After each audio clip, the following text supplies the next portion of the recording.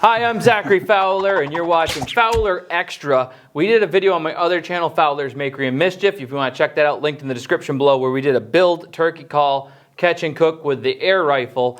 And it was so good, but we didn't put a lot of detail into it. So on this video, we're going to have all the detail. Aaron showing us how to make a turkey call, what everything all that goes into it, how to make the call with your mouth, and how to get proficient at it, and hopefully we'll get proficient at it too. Or just skip right to the part about how to do the calling. Maybe you've already got one and you've never been able to get it down. Aaron's a pro and he's going to show us how to do it. So since we showed you how to build one, let's build the left, right, and center cuts and see which air channel you are. Because when you're playing a turkey call, you've got 3 air channels, all right? One good question before we even get into that is, when you drink a milkshake, what side do you run the straw on? Do you switch sides? Do you usually use the center? Do you hold it on the right every time, or do you hold it on the left every time? I have no idea. See, whenever I use a straw, for some reason, I always end up using the straw more on the right side of my mouth. I think I go right in the center. Dead center. I think I go dead center. So let's start with the center cut call then. And we're going to use a decent tension. I drifted. There we go. I quit drifting.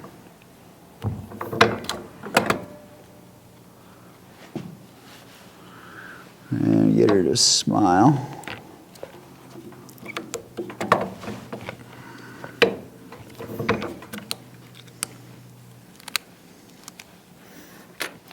What color? Any color you choose. Your call. Well, I mean, if I'm going to choose, it's going to be orange, right? That's what I figured you'd choose. But you make them different colors, so in your little wallet there, you got all your calls. Yeah. They're different colors for different things you're going for, right?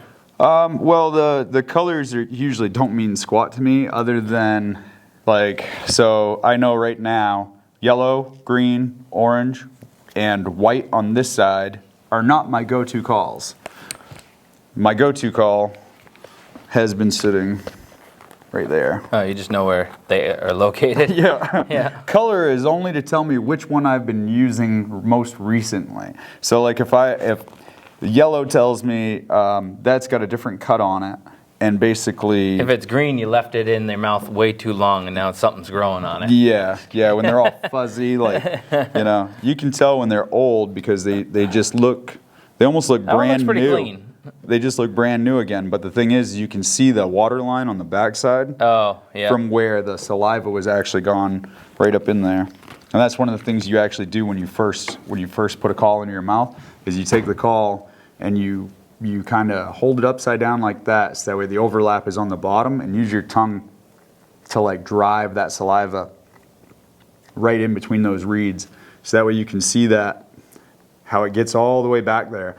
Because if it's wet in there, then it's going to vibrate better. If it's not, it's not gonna perform as well. There's a lot more to it. Would a beardsman jip me?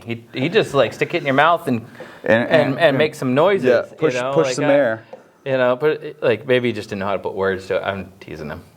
He had it down though, and he called in a turkey, and we did one in our main, what do we call that? The 7-day main survival challenge. We came down a couple of years ago, and we went out, set up, textbook, called it in, boom, one and done. It was so smooth. All right, that's a clean ghost with a little bat ear on the side. Yeah. So it should actually give you a chance to add a little rasp to it. So you want orange on that? Yeah. You saw how I taped it before. You think you can handle it? I'm forgetting. Just like that. Just like this? Yep. Peel it off first? Yep, peel it off. Okay. And I just lay it down on top of it and line it up. And I'm going to work on stacking the next one. You seemed pretty picky about it. Now I'm worried I don't know what I'm not going to be picky enough. Well, it's only going in your mouth, so. Yeah. So if I get scratched up by the... I think I got it. All those frames have been checked, I believe. They've been in there for a year, but... Oh, I meant scratched up because I don't cover the metal right. Oh. As if I get it wrong. Now, the tape doesn't really Doesn't really help. Doesn't matter that much. No, because you're still gonna feel the edge a little bit on like right here. Your tongue will feel these edges. If it wrapped around it, then. Oh, that's why you're saying you go through them and get the burrs off and you Yep. clean them all up, so nobody. Yep. Nobody gets a turkey call. So, by the way, you could check out Aaron's website, Bearproof Outdoors, and you can get your turkey calls there. But I'd suggest listening to what he says in a couple minutes about setting up the turkey call and doing the turkey calls, because finding out what side of the mouth you're using and stuff like that. Or you could just buy one of each of his and play around. Oh, I make a beginner pack. That's the left, right, and center air cut. I believe we have that on the website. We did. Unless they sold out. Yeah, we might have sold out. If they sold out, then they would have been pulled. But that's like the beginner pack, and basically what that does is it gives you all 3 cuts, so that way you can figure out which one you are, if you're right, center, or left. All right, you're all cut out? I'm all cut out. All right, let me grab my good one. So, You're gonna teach me how to do it. now what I'm doing is, like I was saying, I'm putting my tongue on there, but because I'm a right, I'm actually putting my tongue into this groove on that side. So you've got a center call. What you're gonna wanna do is you're gonna be centering your tongue and your air basically straight down the pipe as much as possible. If I go straight down the pipe. Do I have to spit this up the way you did? Yeah. Yeah, try to drive some saliva in between those reeds. Yeah, and then look on the back side. Yep. There's saliva. Yep. Some saliva in there. You can tell it's wet. Needs to be good and moist. Most of that on my fingers. No, you can see it between the discoloration as the spit's inside of there. All right, and with your logo up and your horseshoe out, Yep. put that on your tongue and press that up into the roof of your mouth. Mm-hmm. Then you hold it loose and just push air. Yeah, if you tighten, yep, and then tighten. That's the sound. Yep. That's your key note right there that you had. Now, for making a yelp, usually what you're going to do is you're going to try to start with tension, and you're going to let your jaw drop and it's like saying truck. You know how your jaw drops down as you say the word truck, truck, truck. That's how you yelp basically.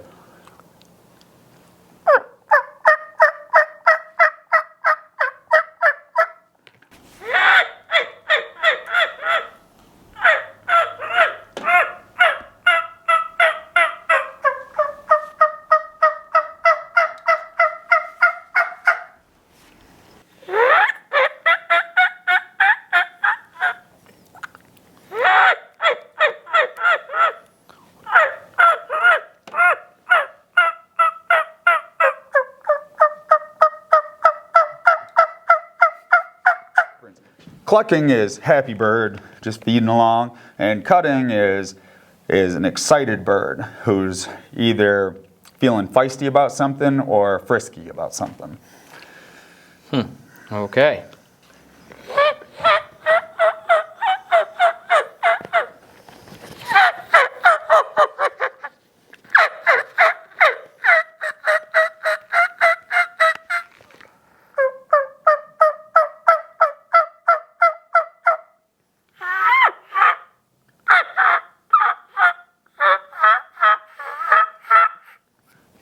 I feel like it's like I can't help but being like too spitty and too like you're getting those higher notes lower down, and I just keep going like. Well, part of it's my cut. That cut there, like I said, that's a guide cut. So that cut was literally developed for myself to achieve everything on one call. That way I wouldn't have to switch calls while I'm working a bird. Because there's nothing worse than having a call that you say, oh, I can yelp really good on this call, but I have to switch to this call to do any clucking or cutting. You know, you don't want to be switching calls in the middle of a stare down. Otherwise, I got to find the right call that works. Just works. That I can fool them. Because like. Well, and that's where decoys come in handy, because if you can't call, a decoy. It helps if you can call over a decoy, but you don't need calls when you're running a decoy most of the time. When a bird walks out into the field and he sees the decoy and he's in the field, you don't really want to call because he can pinpoint your call not coming from the decoy, and then he knows something's up. The other trouble is birds have seen decoys, they've seen blinds sometimes, and when they see them, they can run. That is not a response you want to have when you're sitting there waiting on a bird all day. He walks out, looks at your stud up, and says, nope, I've seen that before. I have been to the rodeo. I have been bucked off that horse. I am not going back. All right. Now we're, what do you call that one? Right of center? That's a Susie Q. That's a right call. That's a right cut. When it's a right cut, it's on my right. Yep. Not their right. Right.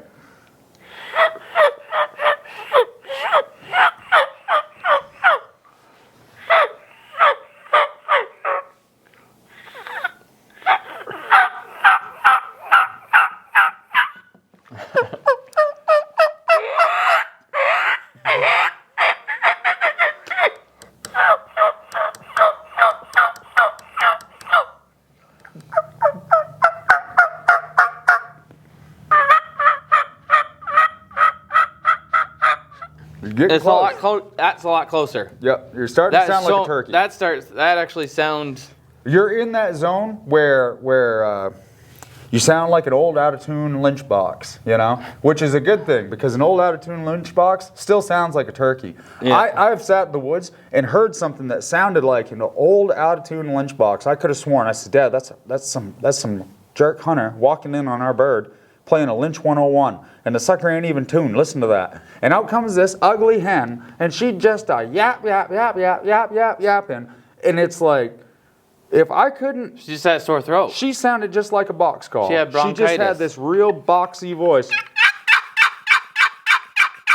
And it was just god-awful. I mean, to me, that sounds good.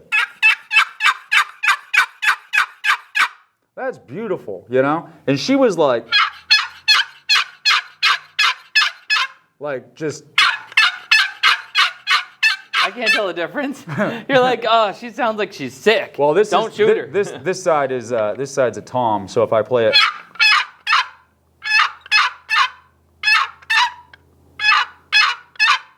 it's just finding that fine line. That's more tom.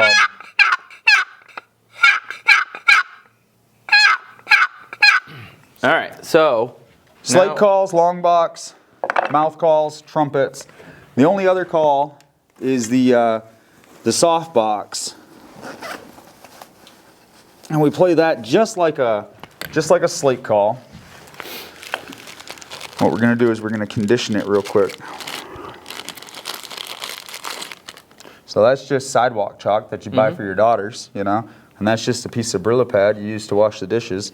And this is Coca-Cola over... I thought so, and this one's Coca-Cola too, right? Nope, that's Moon Ebony over Chestnut. Really? This was a call that my father had made for a guy out west. It was a Midwest competition call. That's why it's real high. They like them high out there. You know, I swear all the turkey hunters out Midwest, they like their turkey calls like Snoop Dogg, just high. Thanks, Snoop Dogg. Yes. So with the soft box, all we're going to do is we're just going to chalk this surface. Make sure we got a fair amount of chalk on there. And then we're actually going to really lightly Brillo pad most of it back off. Mm-hmm.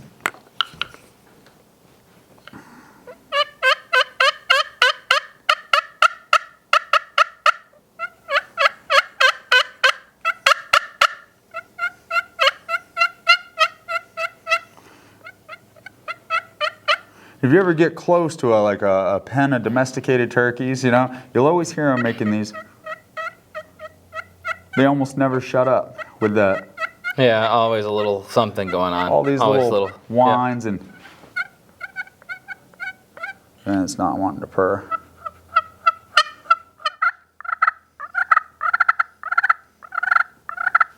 And that's just dragging it.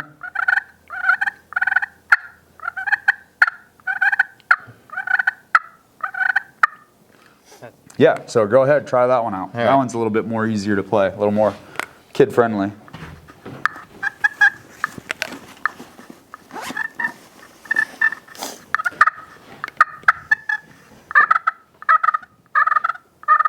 Yep, That's a nice purr.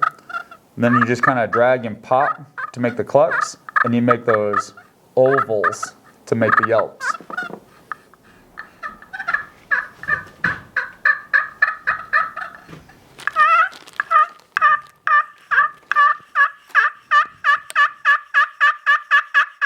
You sound like a turkey.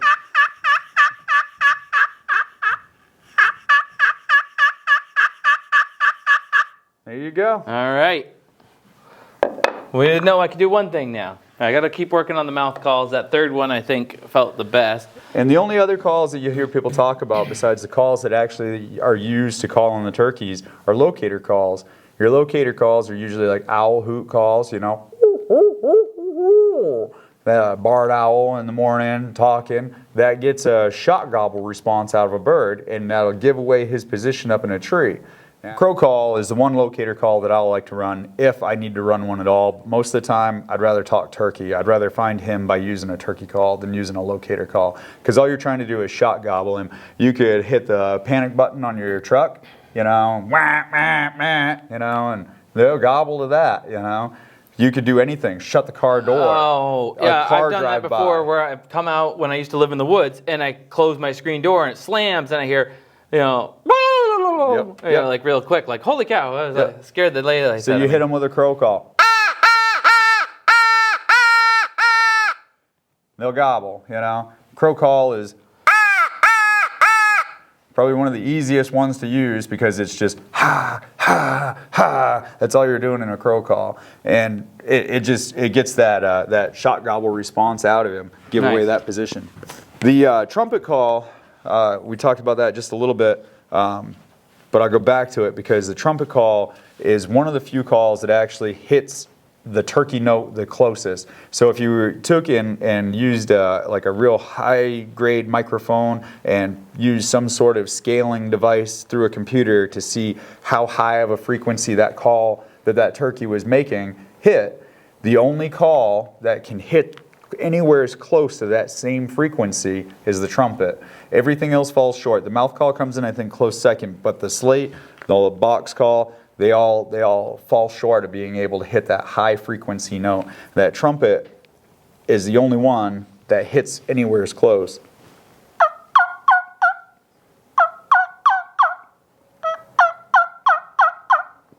That's just such a clean and clear note. And the way that these trumpets were made or figured out was the wingbone call. And I should have brought a wingbone call, but I'm in the process of curing a bunch of bones to build some because I wanted to ship some out to a most so that way he could mess around with just the fine tuning of figuring out the wing bones. So that way when we get him up here to harvest a bird, he can do it with his own wing bones. And also give him a chance if he gets to play with one to actually play it. So once he does build one for himself out of something he's harvested, he'll know how to play it, you know. And the wingbone call, that's one of the oldest game calls around. 6,500 years the wingbone call dates back to, you know. And it's three sections of the turkey wing. There's what is it, the ulna and the radius. There's two bones that are together, and then there's a real thick bone that goes up against the body. And you use a section from all three bones to build a call that's like this. The real skinny one is the mouthpiece, the middle bone, the middle thickness is this section, and then that real thick bone that connects up by the body is the bell end that you get your sound to push out of.